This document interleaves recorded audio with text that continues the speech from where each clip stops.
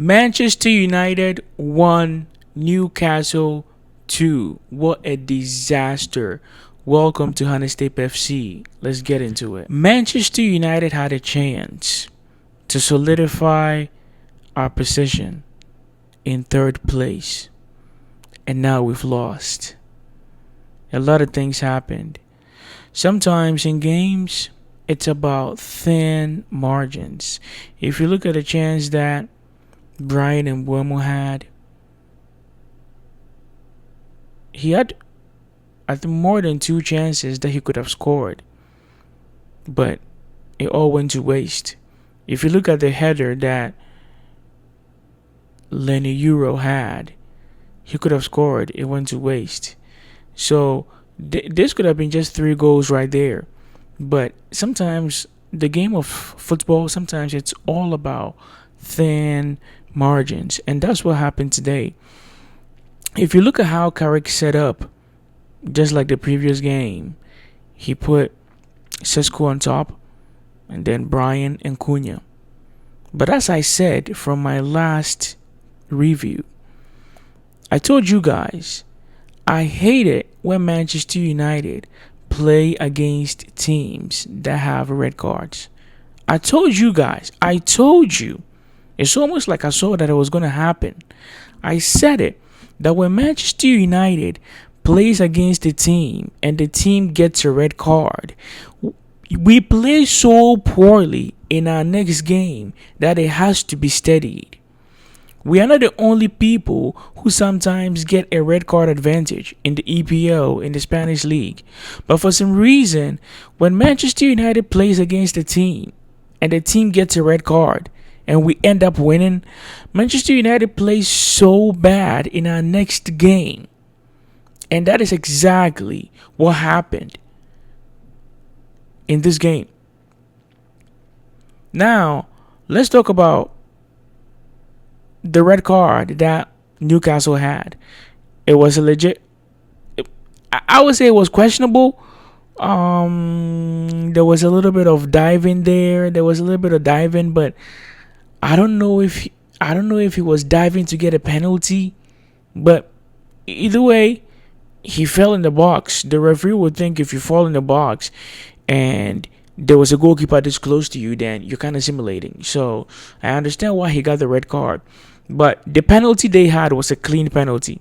Bruno Fernandes wiped him out. He completely took him out. So they had their penalty advantage. They put it to bed. They scored. Casemiro equalized. Incredible goal. Now, they have a red card. How do we go from there? I said it from my last game that Michael Carrick seems to be struggling a lot with how we have to approach games and how we have to win. He doesn't have a clear plan, because when he first came, the boys used to move the ball around fast, move it fast and then move quickly and then move, take it back quickly. Now we could say maybe he needs Dogu to be in the team to be able to play like that.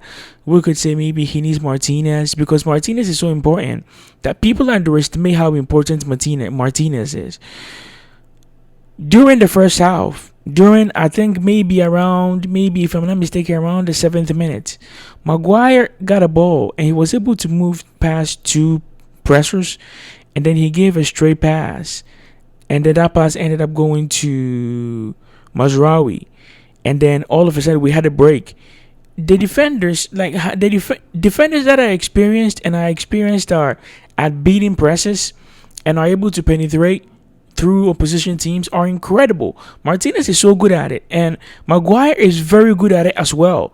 The only downside to Maguire is that he's not fast enough, to the point where if it goes wrong, he'll be able to recover. He's not that fast. But Martinez actually is fast. So we could say maybe the Martinez not being there maybe played a part. Of course it did. But as I said, he doesn't have like a straight strategy on how to win. I gave a straight strategy in my strategy, if I'm pronouncing it correctly, in my other preview, my last preview, which is that every pass you make, every press you break, every attempt you make to go forward should be directed towards one thing: getting across towards Sesko. Sometimes Cunha gets the ball, he turns and then he gives a back pass. He doesn't cross the ball. And I don't know why they are not doing this. Surprisingly, they did exactly what I was talking about during when it was close to the end of the last half, which is the second half. When we were in about the 70th minute, they started doing exactly what I've been talking about. They started crossing a lot into the box. Why can't you do this from the very start? Why do you have to wait till the end? We have a giant. Sesko is 6'5". The guy is tall. A lot of defenders will not be able to battle with him when it comes to air balls. Why do you have to wait till we have to push to get an equalizer or we have to push to get a win before you start sending crosses through? That should be your main game to begin with. Why? Because you have a giant in their box. What is the point if you're not going to utilize, if you want to utilize his height, what is the point then? This should be very simple to understand. I don't know why he's unable to teach this. And also, you don't actually have to play a high line to be able to send those crosses either way. If you look at the high line that we were playing, that led to us conceding. That high line is only necessary because we are trying to press them and get a winner. But in a normal, if we without that mindset, that high line, even though playing high line is good, that much of a high line that leads to this kind of counterattacks that led to our conceding our second goal is not necessary. All you have to do is get the ball in. Once you get the ball in, your main aim should be, I'm trying as hard as I can to cross the ball to Sesko. This is not hard. It just has to be straight and it just has to be direct so that every move that you play, it gets drilled into the players so that they will all understand. They don't feed Sesko enough. Bruno Fernandes is an incredible player. He is. But the reason why he looks so incredible is that most of the players don't do the basic things that he's doing. Mike, you're not going to tell me that Bruno Fernandes is actually a better player than Michael Carrick when Michael was playing. No, he was not.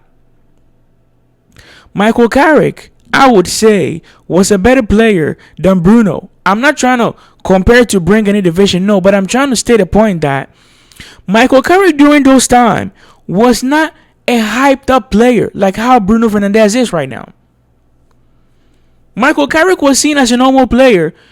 As a matter of fact, he was so underrated because of how good our team was.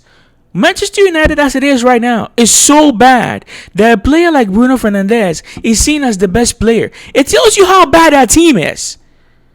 It's no joke. The team is so bad. Kobe Mainoo is not ready. He's going to be ready. He's shown us what he can do, and he's going to grow on that. But he needs a player that he can stand behind and learn from, so that when he comes in, he can kind of model himself after that player. Kobe Mainoo is not ready. Kobe Mainoo being a first team player tells you the state of Manchester United right now. Casemiro is aging. He's very good as well, but he's aging. You know, when it comes to pace, it's not really there. We can clearly see that we need Tonali in Casemiro's position. But we need a better player than Mainoo as it is right now to play that position beside whoever is going to replace Casemiro. It's no joke. Mainoo will develop. He keeps developing. But when we talk about Manchester United, he's not there yet. That's the reality. If we had De Jong in Mainoo's position and we had Tonali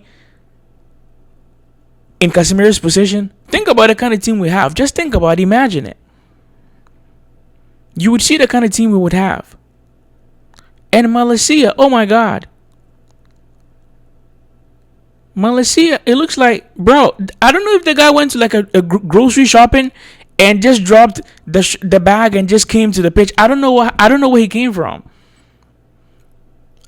I guess he can still have a football career, I guess.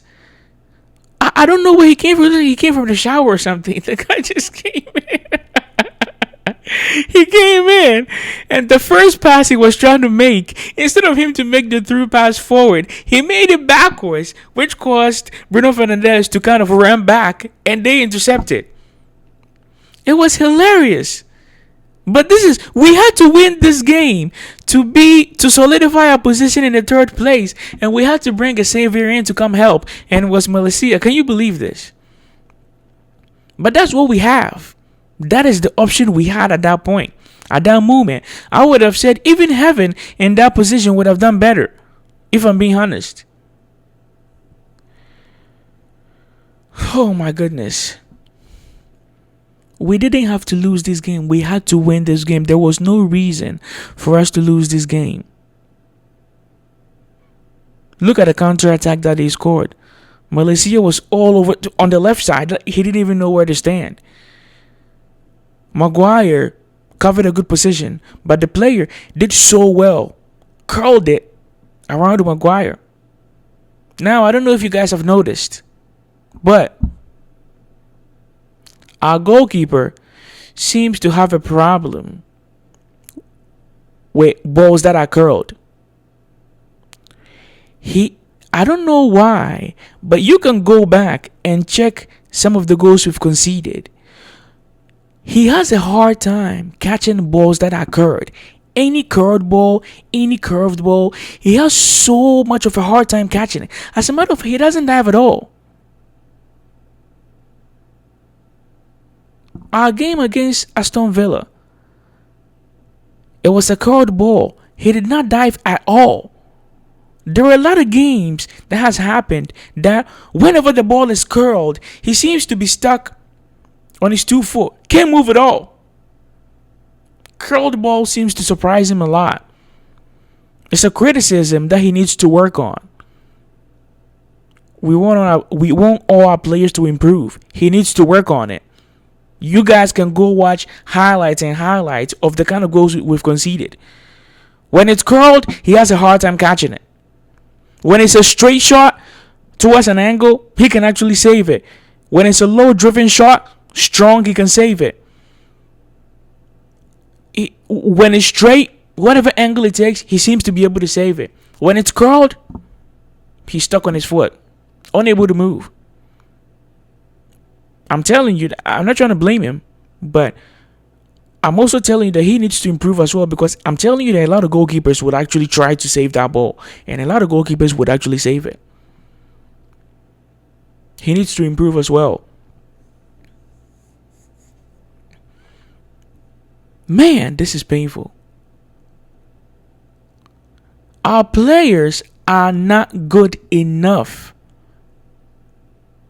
We've brought in Cunha, we've brought in Mbuemo, good. We've brought in Sesko, who is improving, good. But Manchester United is actually a team that is supposed to have a top killer striker, and then Benjamin Sesko will be learning from him. Benjamin Sesko actually shouldn't be our main striker. When we play Mbuemo, Mbuemo plays striking sometimes, but we all know that he's kind of playing like a false nine. But we need a killer striker. Haaland is supposed to be a Manchester United player. That's the kind of players we need to have. We are Manchester United. We are not supposed to forget who we are. We are supposed to have players like Harry Kane, who are in there, and then Benjamin Sesko would learn from him. And then eventually, when Sesko is playing, he would play. He would become a killer striker as well. Now, he's shown great promise. Trust me, he's doing very well. He keeps growing. But the point I'm making is that we are Manchester United. That's the point I'm making. We are supposed to have top-tier strikers. Osimhen should be in our team, striking. And our players are supposed to learn how to feed the strikers. Bruno Fernandes is a good player, as I already said. But the reason why he's being seen as the best player in our team is because most of our players are horrible. They are horribly bad. And it's not their fault. Our team went and bought them. But even if you buy them, I would say give them instructions. These instructions we are talking about is not hard. If you see a run, release the ball. Sometimes Ahmad will make a run. And then instead of Dalot to just release the ball into him, he would just maybe take it back to, play it safe. But Bruno Fernandes, if he has that ball, he will release it. Now, most of our players are supposed to be able to do this. As I said, Michael Carrick. If you compare Bruno to Carrick, I would say Carrick was a better player than Bruno. Yet, how many times did you hear Carrick was the best player we had? He was an incredible player. Don't get me wrong. But when we are talking about incredible players during Manchester, the 2018, 2019, 2010 team, you would not even think of Carrick. I'm telling you that when Rooney, when it comes to passing and assist, it's incredible than Bruno Fernandes. As I said, I'm not trying to bring him down. He's an incredible player. This is not even about him. I'm just telling you that Manchester United is so bad that a player like Bruno Fernandes is seen as the best player in the team. He's an incredible player. But Manchester United, Bruno Fernandes is not supposed to be the best player we have in our team. It's just that our players are so bad. So that is the current state of the team.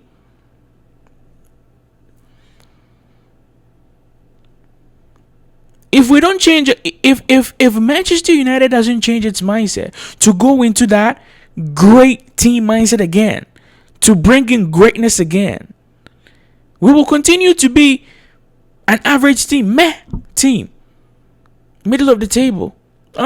Maybe we can get top 4. I don't know. Maybe we can get Champions League. Let's try and fight for the Europa League. Can you believe this? Let's fight for sixth position. That's what we should fight for. We are Manchester United. Bruno Fernandes is a good player. He's an incredible player. Just like how Carrick was an incredible player. But you have to understand the example I'm making, which I know you guys do understand it. Carrick not being the best player during that era doesn't mean he wasn't a great player. It shows you how much our standards has fallen. So what do we do in our next game? Let's see what Carrick can do. There are people who are waiting for him to lose so that we see how he's able to handle losses. Now we've lost. Let's see what he's going to do. Is he going to show us what he's made of?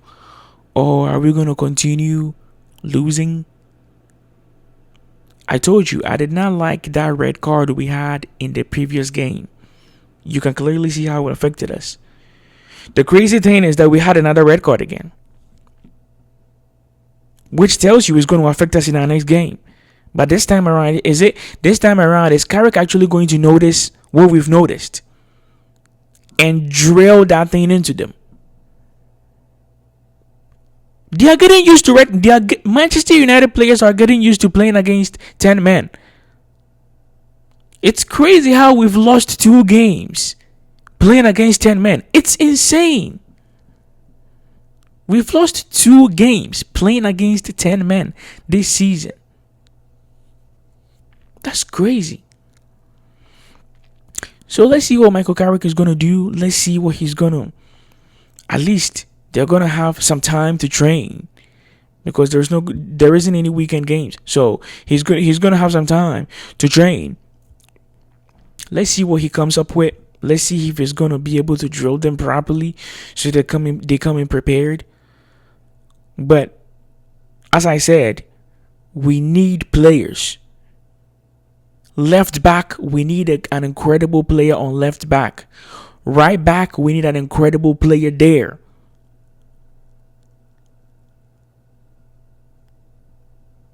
If we can actually get a killer striker as well, that would be incredible. And guess what? We need Tonali, and we need a player who can play alongside Tonali. We need to find a player who is like De Jong-esque, a player like De Jong. If not exactly De Jong, a player who fits De Jong's profile. That's the kind of player we need there. A player who can pass and move, give through passes, release passes, has space to come back and defend as well. As a matter of fact, Lisandro Martinez would be an incredible player in that position. It's just that he's so injury prone that if we put him in that position, he will get injured so too much that it would kind of destabilize that position a little bit. But he's actually the perfect player for that position, Lisandro Martinez. He would fit that position perfectly. It's just that the injuries will be too much because that position demands a lot of physicality. Defense demands physicality as well, but the CDM demands more because you're going to have to be running front, run back, defend, be the line in front of your defense. And I think he's going to be so injured. Carrick can try it when he recovers. We can see what he can do in that position. But for now, let's just take our loss and let's hope for a better game, an improved game in Carrick's next match. As it is now, when you ask me, should we give him the job? Should Manchester United give Michael Carrick the job? I would say one thing. You see, coaches, managers that make too many changes when things are not going their way, I have questions about them. No, he just did it once. This is the first time he's done it. He's done some changes that worked, but this time around he made a lot of changes. Sometimes it gives off the signal that you are lost and you're just trying to put things on, because when things are not going your way and there are certain players in the team, what you do is you look at what's going on and you inform the players on a tactical switch that you want. So this is not going well. You talk to them, hey, this is not working. I want you to play like this instead. Just like how, if you look at how we started the game and towards the end when we wanted a winning goal, you see the amount of crosses that was being sent into the box. You can clearly tell that he was the one who informed them to do that. And even with that, the crosses was not enough like how I wanted. If we actually sent a lot of crosses in, it would have been incredible. There was one cross that Bruno sent in and Ugarte headed directly. You see, this is something that they have to be trained on. That cross is not something that you even aim to score. What you do is you aim to head it towards the direction where Mbeumo was. This is the goal post. Ugarte was here. The cross came. He headed directly here. But looking at the height and his height, the best thing would be headed to Mbeumo. Let him score. Man City does this all the time. I'm always using Man City as an example because they are incredibly good at doing these simple things. Most of the time, how many times have you seen Man City? A ball comes in and then their player will just head it across the pole, across the goal post, and then the other player will hit it in. This is something that they need to know. So let's see what Michael Carrick ends up doing. Let's hope for the best in our next game. With this free weekend, we hope that he's able to draw them properly. And let's hope for the best. But I'm still hoping and I still think that we can still get third place. I still think we can do it. It's not late. Surprisingly, Manchester City went and drew. If we won this game, people would have started talking about the fact that we may even be able to catch them. But I don't think it's going to happen now. But at least we can get the third position. So, it was nice talking to you guys. I'll make another video explaining certain things that I saw again. And I'll catch you guys on the next one.